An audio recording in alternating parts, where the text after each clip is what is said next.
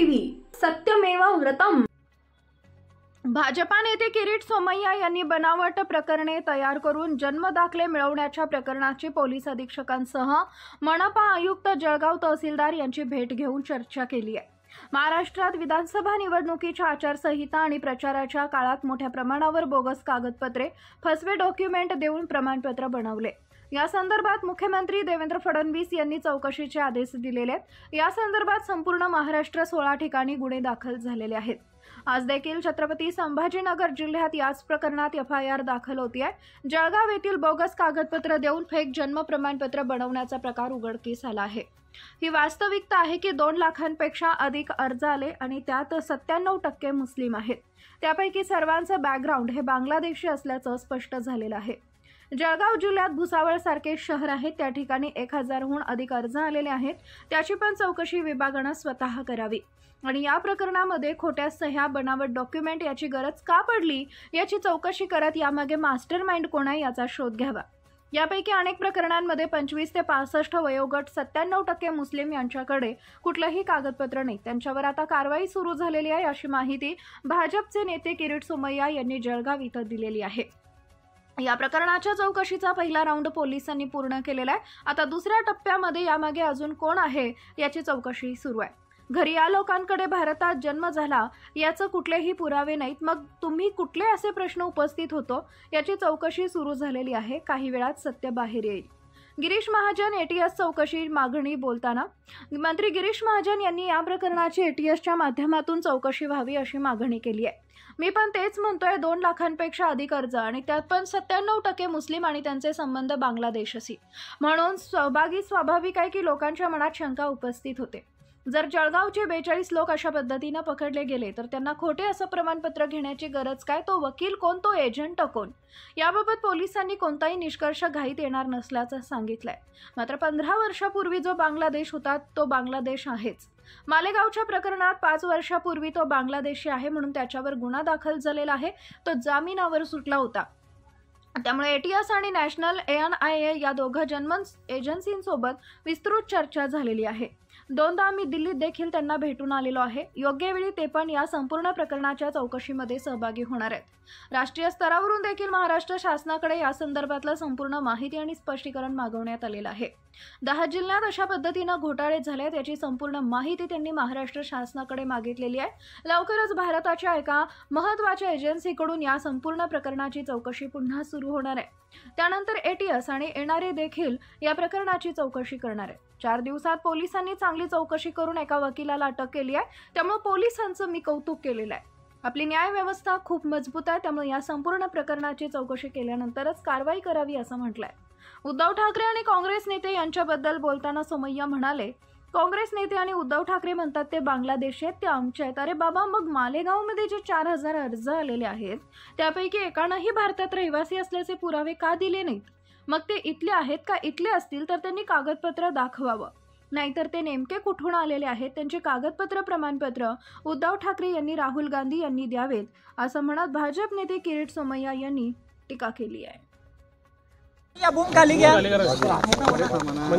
महाराष्ट्रात 2024 विधानसभा निवडणुकीचा प्रचार आणि आचारसंहितेच्या काळात मोठ्या प्रमाणात अपात्र लोकांनी बेकायदेशीररित्या बोगस फसवे डॉक्युमेंट देऊन जन्म प्रमाणपत्र मिळवले। त्याची चौकशीचे मुख्यमंत्री देवेंद्र फडणवीस यांनी आदेश दिले आहे। त्या संदर्भात आतापर्यंत महाराष्ट्रात 16 ठिकाणी गुन्हे दाखल झालेले आहे। आज संभाजीनगर शहरात पण FIR दाखल होत आहे।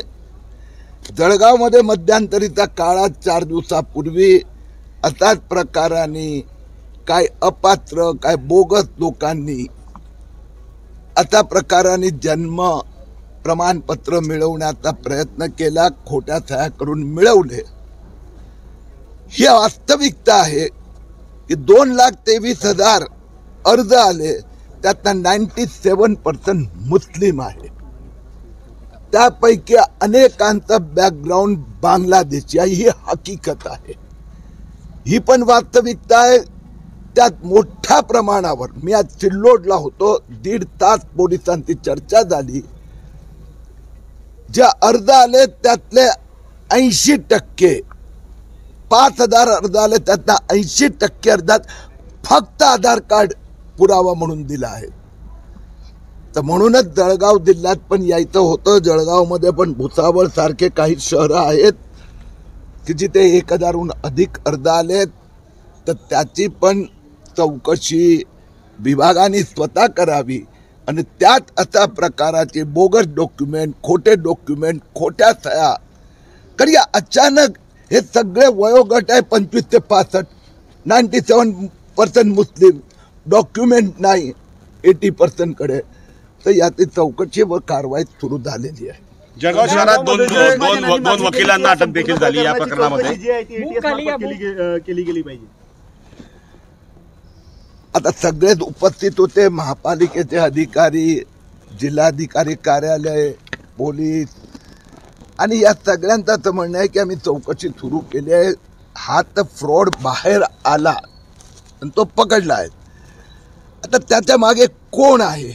वकील पण दिसतोय, एजंट पण दिसतोय. याचा अर्थ त्या वकिलाने एजंटने एवढंच केलं असेल, नॉट नेसेसरी, मे बी अधिक.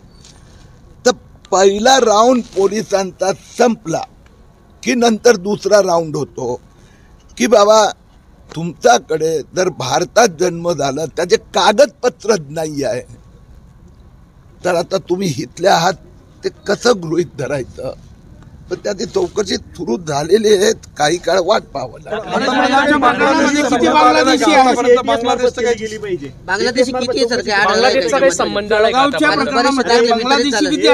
गिरीश महाजनांनी या संपूर्ण प्रकरणाची चौकशी ATS मार्फत करण्याची मागणी केली आहे. मी आपल्याला उत्तर दिलं, पण तुम्ही परत तेच प्रश्न विचारतात. स्पष्ट सांगितलं ना की 2,23,000 अर्ज आले, त्यातनं 97% मुस्लिम. त्यातनं हजारो लोकांचं बॅकग्राऊंड बांगलादेशचं. म्हणून स्वाभाविक आहे की लोकांच्या मनात शंका उभी होतेच. समजा जळगावचे 42 लोक पकडले गेले, तर त्यांना अशी जन्म प्रमाणपत्र खोट्या रीतीने घ्यायची गरज काय? तो वकील कोण? तो एजंट कोण? तर पोलिसांनी सांगितलं की आम्ही कुठलाही निष्कर्ष देण्याची घाई करणार नाही. आता बांगलादेशी 15 वर्षापूर्वीच असेल तरी बांगलादेशी तर बांगलादेशीच राहणार आहेत. आता मालेगावचं कालचं उदाहरण देतो. ज्याला आता जन्म प्रमाणपत्र दिलं, आता ज्याच्यावर 2025 मध्ये गुन्हा दाखल, त्या व्यक्तीला 2020 मध्ये तो बांगलादेशी म्हणून त्याच्यावर गुन्हा दाखल झालेला होता, तो जामिनावर सुटला होता.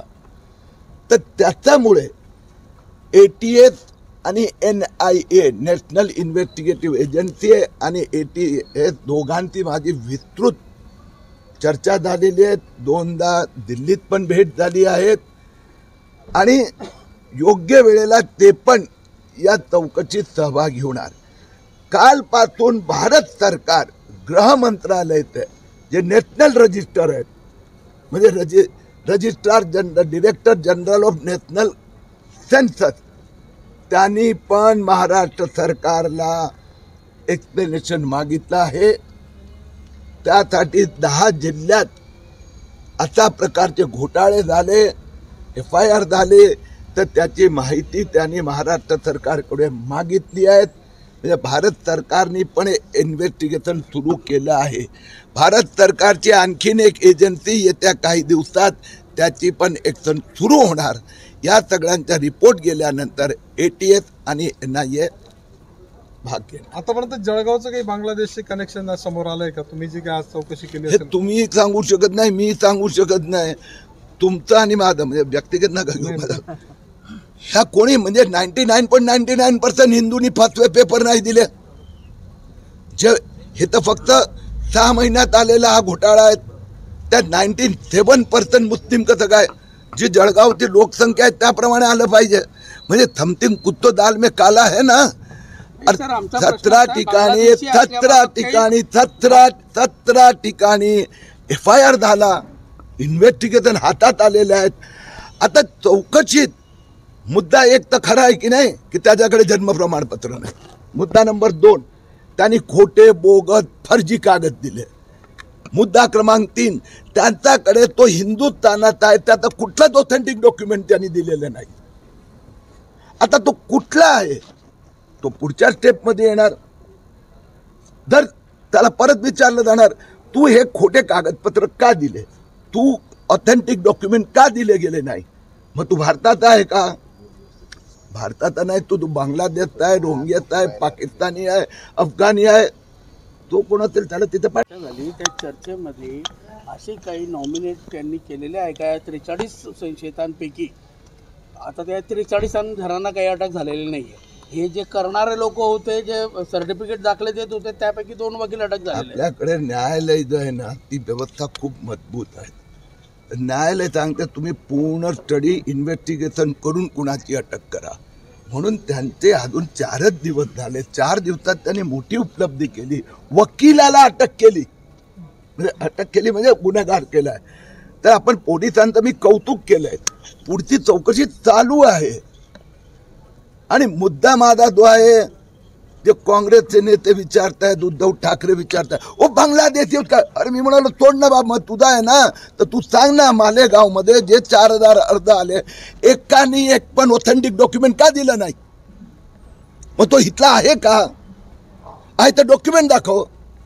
जर नाही आहे तो डायरेक्ट वरून आलाय, त्याचं सर्टिफिकेट उद्धव ठाकरे आणि काँग्रेस राहुल गांधींनी द्यावं. सर हिंदी में जाना चाहेंगे, सर हिंदी में शॉर्ट में जाना चाहेंगे. सर,